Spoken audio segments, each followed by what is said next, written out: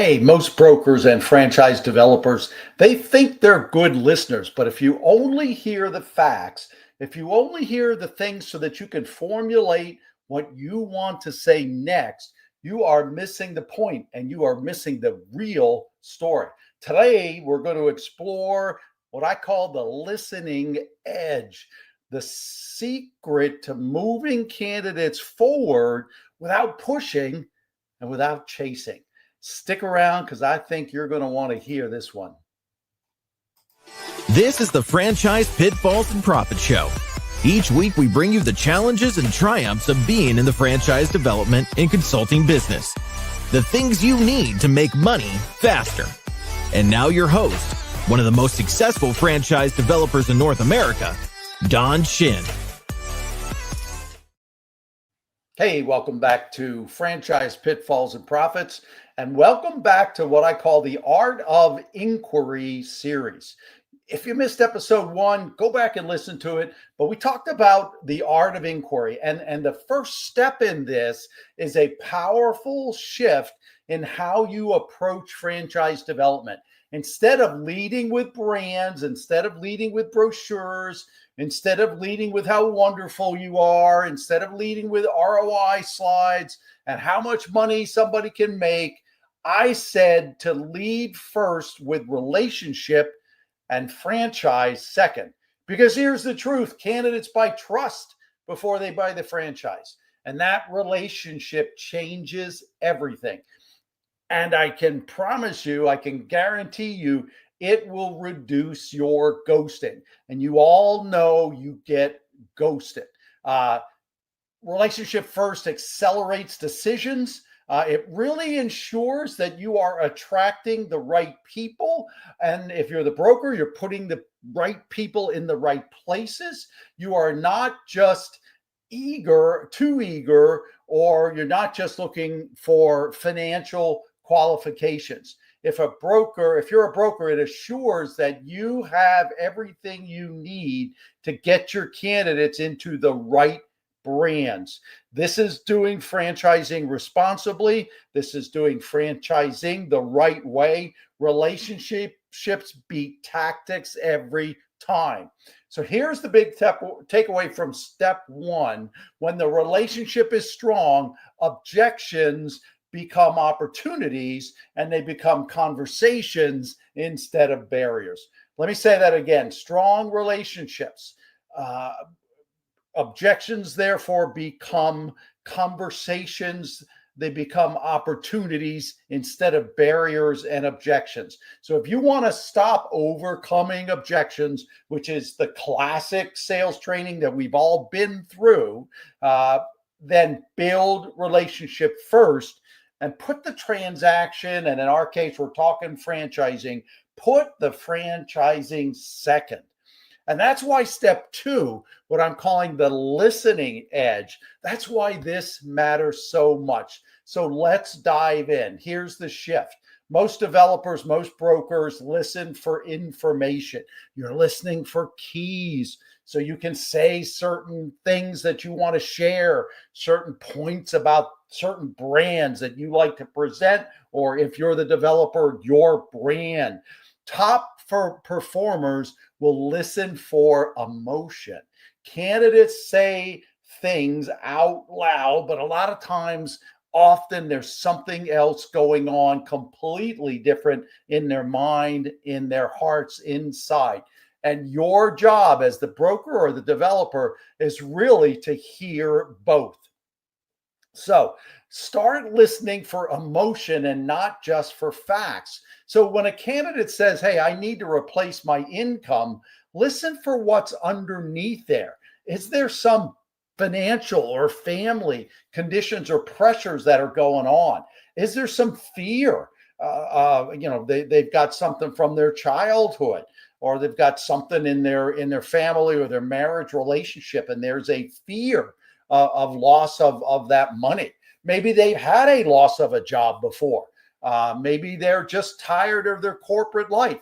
But in actuality, they may be able to live on less money if they're loving the life that they're living that they're creating through owning their own business. So while you hear this day in and day out, you're hearing day in and day out, I need to replace my income. What's behind that statement? That's what we want you to start listening for, the listening edge. That's what we want you to start doing. All right, the next thing. If they say, I've always wanted to own my own business, don't just nod. Explore what that means. Is it the freedom of business ownership? Is it control of some sort? Don't just accept, I want to control my own destiny, because that to me is a very surface comment that we hear all the time. You've got to ask, what does that really mean to that person? Used to drive me nuts as a master franchisee and as a CEO of a franchisor when our sales team would hear in an email, my candidate wants to control their own destiny. Well, what the heck does that really mean? So when you hear the emotion behind the words, you will connect at a deeper level. You will really, really deepen and strengthen that relationship that I'm talking about. That connection will also, and that relationship will also build trust quicker than any marketing piece you could ever create. Because here's the truth with you.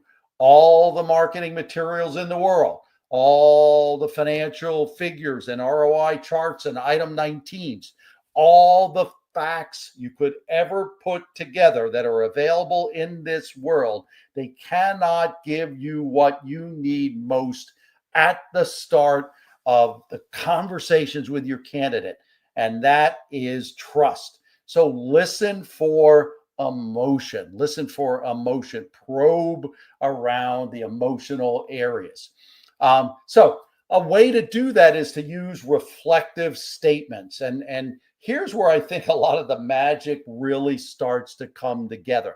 I still sometimes have conversations. I don't do a lot of brokerage and handle candidates myself anymore. But when I do, I'm smiling inside. Sometimes it even hits the face when this really starts to come together. So instead of hammering a candidate with question after question, try reflecting back what you are hearing.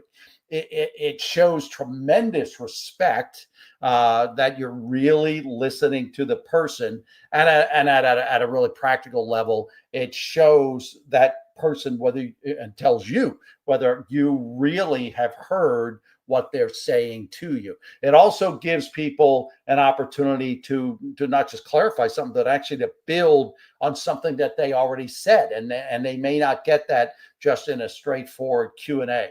So you can use reflective statements like, it sounds like you're weighing freedom over predictability. Or maybe something like, hey, it seems like you're excited, but you're starting to feel a little overwhelmed with this whole process.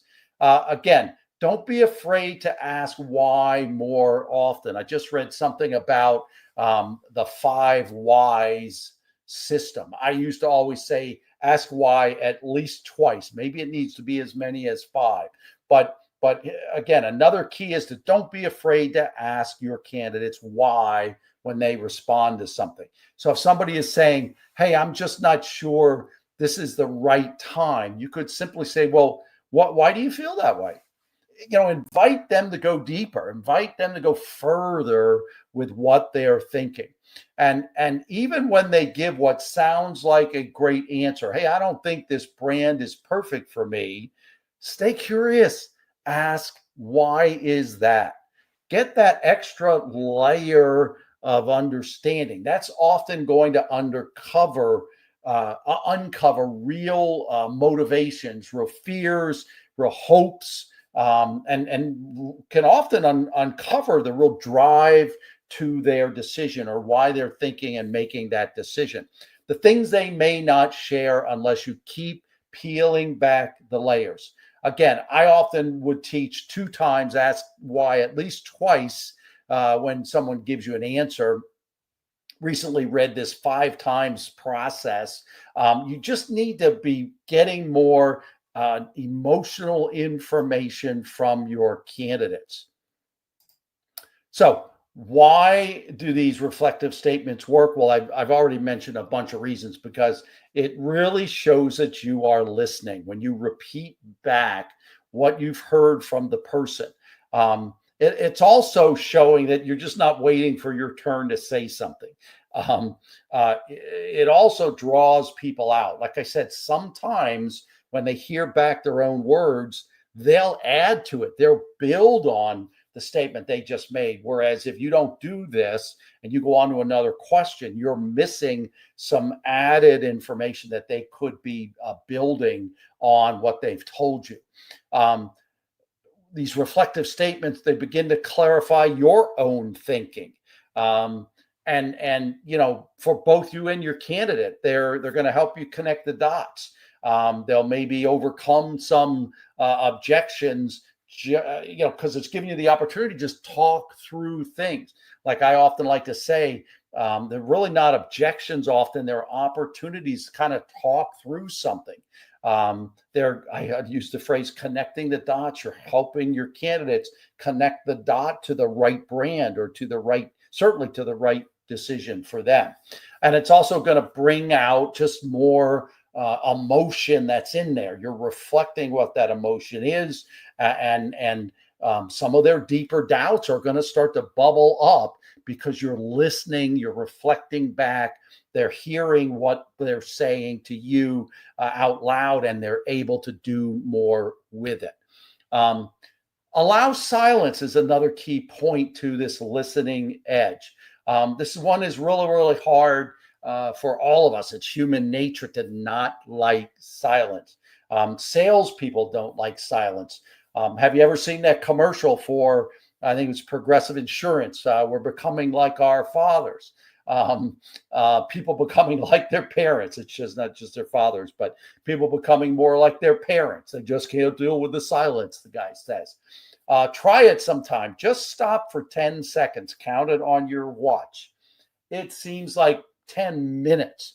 Just try it sometime. You'll realize that silence, 5 seconds, 10 seconds, 15 seconds, it's really not a long period of time. Don't always be working to fill the silence. Often as salespeople, we just pitch harder when the silence starts to come in, because we think that's just going to help keep the energy up. But I'm going to tell you that silence can actually, again, allow your candidates to think through what they're saying. And I believe it really draws them out. It draws out the real story behind the conversations that you're going through. It's going to bring out the real thinking and thoughts and honesty from your candidates. That's going to allow you to help them best. When you ask what's holding you back from moving forward, pause. Let the words come out of their mouths. Let them answer it. Truth is often going to come out.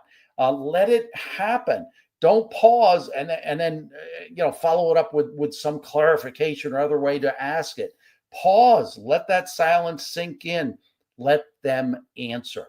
Silence gives people the opportunity to really think through what you're asking them. Really think through the topic or the subject or the issue. It gives them permission to be honest about what's going on. And that honesty and honest conversations just gives you greater, certainly more information, gives you and them greater clarity. And it's really going to help them clear up some confusion that might be going on in their minds. All right, so practical applications of the listening edge. Let's talk about putting this into action.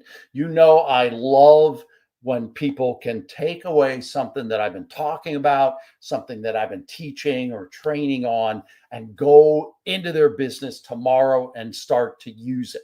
So let's talk about putting the listening edge mindset and concept into action. I think this is what real conversations might look like. The candidate says something like, boy, I'm just not sure about the timing. Most developers are going to jump in and go, oh, let me tell you why now's the perfect time. I know some of you have said that. I know I've said that. The listening edge is going to say something to the effect of, boy, it sounds to me like you've got a lot going on right now. Tell me more about what's going on in your world. Tell me a little bit more about the timing question. Do you see the difference? One kind of pushes, one kind of pitches, and the other listens. The other offers an approach to have a greater dialogue and conversation. It actually moves them forward into thinking this through. It really reflects that you respect them. You respect who they are. You're validating them. You're respecting where their head's at. But it's also going to guide them to think through that. It's going to guide them rather than try to push them or drive them like a classic franchise sales agenda is going to try to do. Honestly, people can feel this difference. And in a previous podcast, I talked about particularly brokers. I talked about how you can differentiate yourself in this crowded space. This listening edge is clearly going to be one of those ways that you can differentiate yourself. So let's kind of try to wrap this up a little bit. And let me just go back through a couple of the steps that I talked about. One was I taught you to put the relationship first and put the stuff about the transaction, the stuff about the franchise, put all of that second, make that secondary. The second thing is today in particular, we talked about the thing that I'm calling the listening edge, hearing emotion, not just information, not just facts that are coming to you. Hear emotionally, reflect that emotion back. Let them know you're listening to them deeply by reflecting back what you've heard them say. And that allows them then to build on it and actually give you more help and give them greater clarity. Also, we talked today in this step 2 is about allowing silence to bring out the real story. Letting people be real, let people be honest, and let people go deeper. So that's today, gang. Let me talk a little bit. Let me give you a little bit of a teaser about next week. Step 3 in the art of inquiry, I am going to talk about staying curious longer, practical ways on how to do this.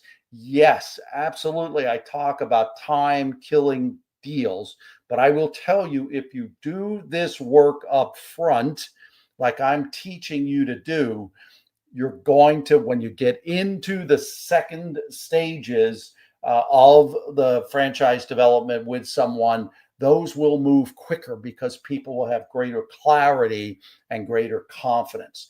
So stay curious longer is next week, because curiosity will keep you from rushing to pitch too quickly. It's going to hold you back from rushing to being too factual, too much of the logic. If you're a broker, it's going to keep you from presenting too soon. It's going to create space for deeper conversations, better insights, better clarity, stronger connections with people. All of this will happen before you ever present brands. And if you're a developer, it's all going to happen before you present a single slide about your brand. So being more curious is going to build on the listening edge. Now, very quickly, before I leave, I always close with what drives me every single day. Franchising to me isn't just about a sale. Franchising to me isn't just about systems that someone operates. every day in their business. To me, it's about people. It's about the person on the other side of the FA. It's about the family. It's about the employees and the families who find employment in franchising. And it's about the communities on the other side of the franchise agreement as well, because small business owners, entrepreneurs typically get very involved in giving back to their communities. It's about people stepping into business ownership, building businesses and building communities that change lives, and doing it again the right way and doing it responsibly. And when we equip people with the right foundations, when we do it right in leadership and sales and financing, and making good decisions the right way, we're not just building businesses. I think we're building legacy. So like King David said in the Bible, in the book of Acts, he said that my purpose is to serve well in my generation, creating impact. And that's what it is for me. It's impacting my grandchildren's grandchildren, all for the glory of God. So thanks for being with me. Come back next week for episode 3.